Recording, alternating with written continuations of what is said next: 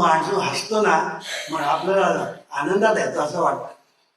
म्हणून हसणं ही फार महत्वाची गोष्ट आहे. मी नेहमी सांगतो, हसणं आणि हसवणं या दोन गोष्टी महान आहेत.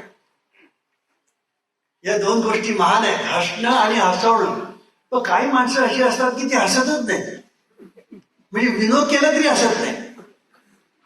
आणि असा माणूस जेव्हा आमच्या समोर येऊन बसतो ना तेव्हा आमची परिस्थिती गंभीर होते.